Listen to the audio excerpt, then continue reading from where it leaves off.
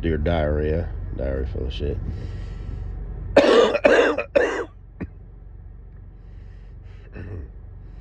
Just play along, me, myself, and I. And no one else, yo, I'm so legit. Nothing really going on the grams and whatnot. I was gonna do this last night, but didn't because whatever. I did notice a few days ago it popped up a video. It wasn't a short. It was a whatever for Planet of the Apes. I don't know how many there are. This one was in 1968, so I'm gonna have to watch it because it's all whatever. It's got that. I believe it's called like Retro Pan, whatever. It's kind of weird. But I'm gonna watch it, and I don't know why I threw that up. Maybe it had something to do with Neanderthal man or something, because I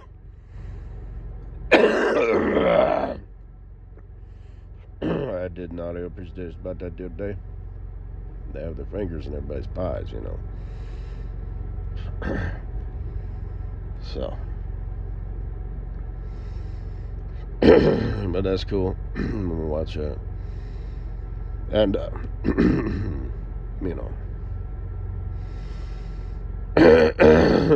it got me thinking about all the old retro movies. If you go back even farther,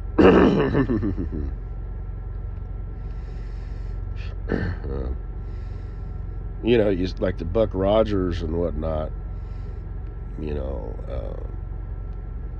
you see like the spaceship, going across the scene, that they made. And, you can see the fishing string, and it's just funny. And like I said, Boo, when we're watching TV, in our fictional scenario, we have us a baby girl first. So we'll be kicking off the family thing, with just a single child family.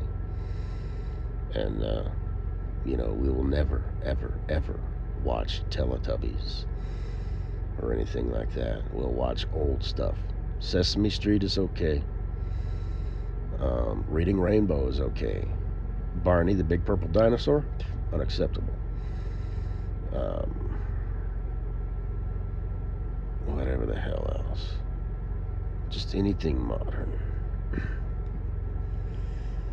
And some of that stuff isn't even too modern, you know what I mean? Like Tiny Toons? No. Looney Tunes? Yes.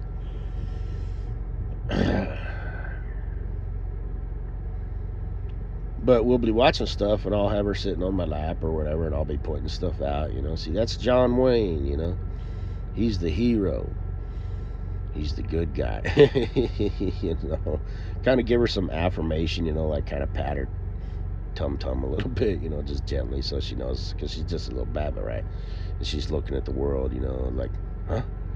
What's going on, but she's looking, she's seeing something's happening there.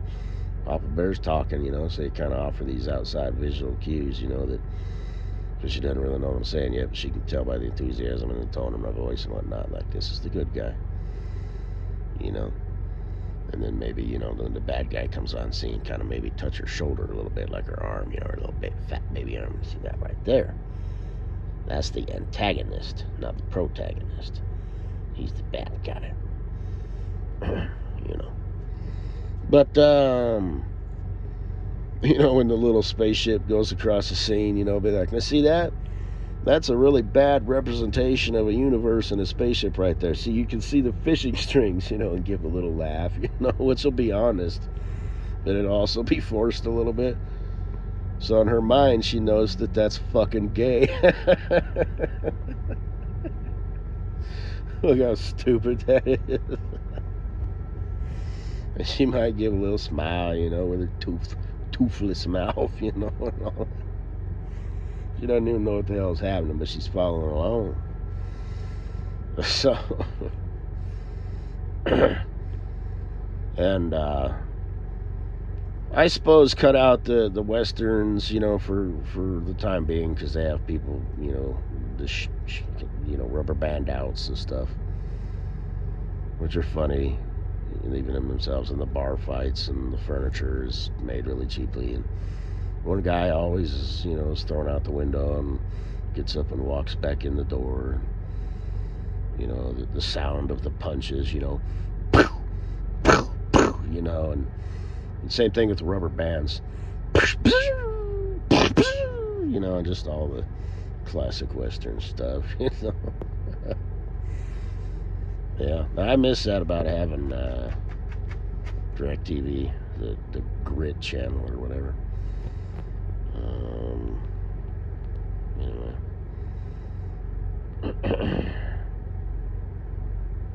That'll be cool.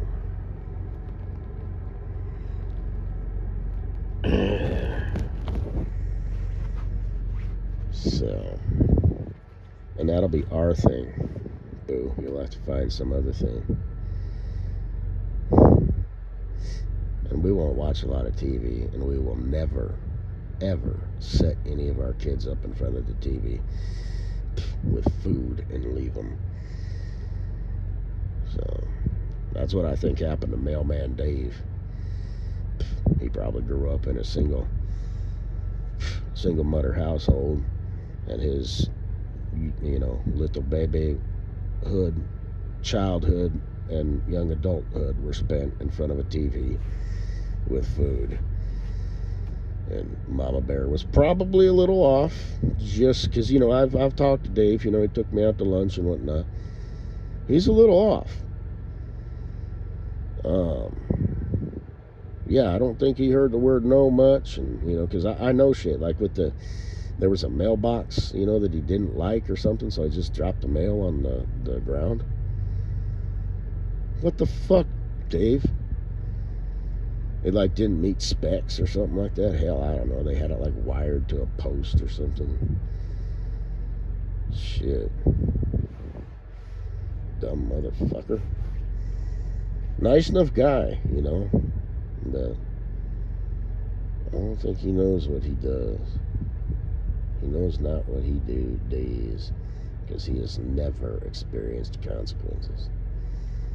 And he's that guy. No! I don't want to, you know. Only I do think he is on the right side of the camp politically. It's just those people tend to, I don't know how the hell that happened. Maybe it's because of his upbringing, you know. Well, not that upbringing, but like a lot of things go into making what an adult human is, right? So if he spent his time, you know, like he had to get a job, right? At 16, his mom said, okay, you got to get a job. So he started gravitating, his mind was molded in that sense. You want something, you got to work for it. You know, this, that, and the other. So there was a little bit of salvage there. But then when he got home, he planted himself in front of the TV and started eating, because that's what his entire childhood was. You know. Something like that. I'm just sort of making that up. But anyway, yeah, that's going to be kind of a funny movie to watch. Boy, could you imagine that, Kosinaboo? I couldn't sing, you know. I wouldn't be singing Loving You Is Easy Because You're Beautiful. I'd be singing, you're an ugly monkey, I'm an ugly monkey. Let's make us a bunch of little baby ugly monkeys. I remember that line. It's like one that everybody knows. Keep your hands off me, you damn dirty ape. What a concept. You know? And like I said, it's a time capsule in and of itself. This was a hot new movie, straight out of Hollywood in 1968. Vietnam War, you know, was raging or whatever. You know, you place yourself in that situation. You're some, you know, 17-year-old. You graduate in a little bit. You're like, what the fuck are my options? You know, and like I said, you got options. Maybe you don't want to, you know, maybe you're against the war. Maybe you're like, this is horseshit. This is not World War II. We don't need to be over there, you know. But you're like, well, I don't want to be a draft dodger. That kind of fucks my life all up. I don't want to just be a meat grinder running through the jungle, you know, firing my black rubber bander from the hip, you know, and just constant search and destroy. That's all they did. They'd take a hill, move on. A month later, that hill was reoccupied.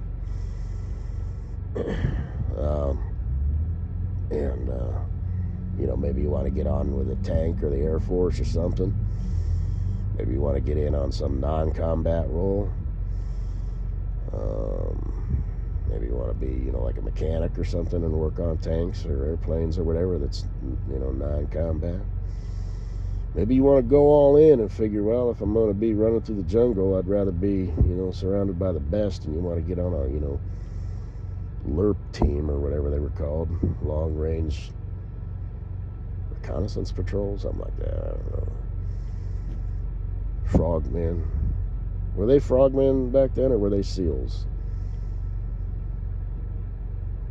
Were the Navy SEALs around during WW2? I think they may have. Maybe that's when they were called frogmen, and then they changed them to SEALs because the whole sea, air, land thing. I don't know. Maybe you wanted to go that route.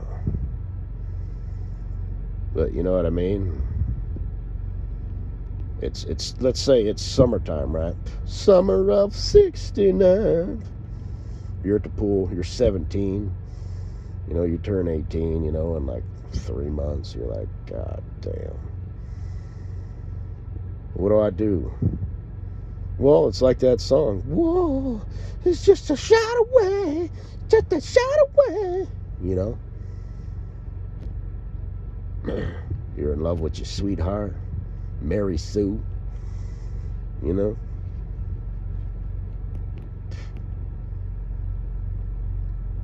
Interesting times, people lose touch with that. That's why I have that stuff in my nostalgic folder. That was not my time. And when I watched them fly them airplanes into the towers, I knew that there wouldn't be a draft. I just knew. We've got the technology, we had the manpower at that point, the world hadn't gone crazy. Everybody, where were you on 9/11? I remember exactly where I was and what I was doing. I was watching TV. I'd gotten up a little bit early before I was going to go to work. I worked second shift. I had a local job delivering various stuff.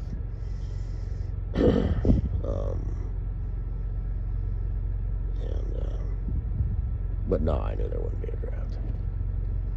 I knew they had the technology, the techniques, the manpower, and the equipment, the vehicles. But yeah, different times, man. We got it good, we got it easy, And when you think about it, I mean, that whole, how many people died? Like 56,000 or something like that. I know this sounds harsh, and somebody, might be able to, correct me on that, but as far as I understand, it was all for nothing. So, and I remember a lot of people were against it. Like one guy was like, because I've watched videos and whatnot in the past about, all the wars and stuff, including the Forgotten War, Korea.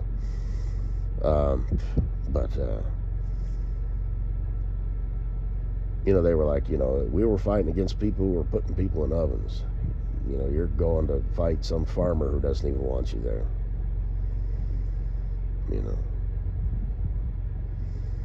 And like the average amount of combat days in World War II was like 26 per year that you were actually, give me a grenade, give me a grenade. In 365, it was only a meager 28. And it wasn't guerrilla warfare in 1,000-degree, 100% humidity jungle. In Vietnam, out of 365 days, it was like 278 were spent, run through the jungle with the booby traps and punji sticks and all that nasty ass shit. All that. That would be a shitty thing about the Iraq war, is all the, what do they call it, EIEDs, can I say that? That'd make a person neurotic. And I guess that's what they did. They either flew everywhere, but not like Vietnam chopper thing, which I guess is like a new thing. But anyway, what chopper pilot that'd be? It's a high priority target. I don't think I'd want to be a chopper pilot. I'll tell you what.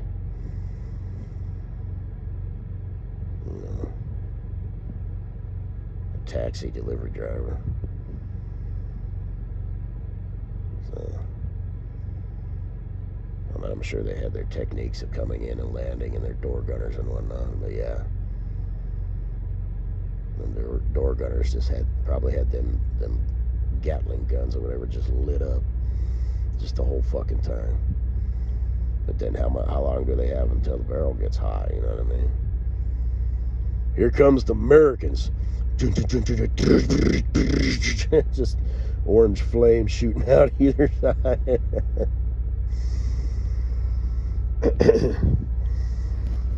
Damn. And then you got your gunships, you know, the Cobras and all that, you know, who come in first. And so I don't know how they did it. I don't remember that because, like I said, I've watched videos and stuff on it. But it seems like that's how they would do it. Soften it the fuck up. You know, but they're all underground just waiting, you know. It's like you need that live firepower, you know, as you're flying in and as you're offloading or unloading troopers. Troopinators. Troops. G.I. Joes. Plum, plum, plum, plum. There must be something ready. Here come the Americans. Da, da, da, da, da. Brr, brr, brr. Da, da, da, da. Boom!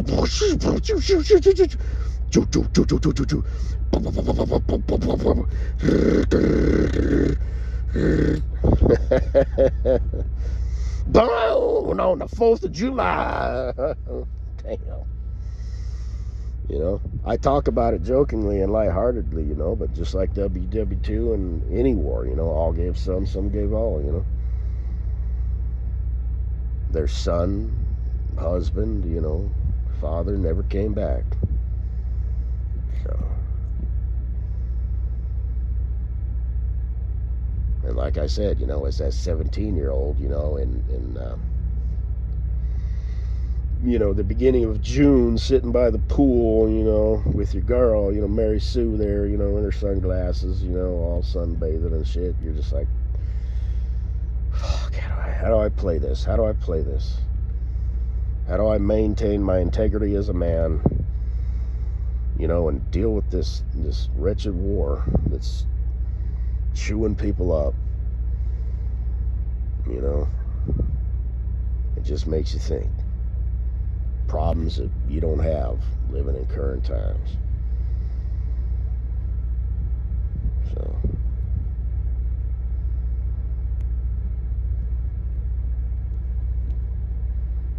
I'm so glad you're not an ugly monkey, boo.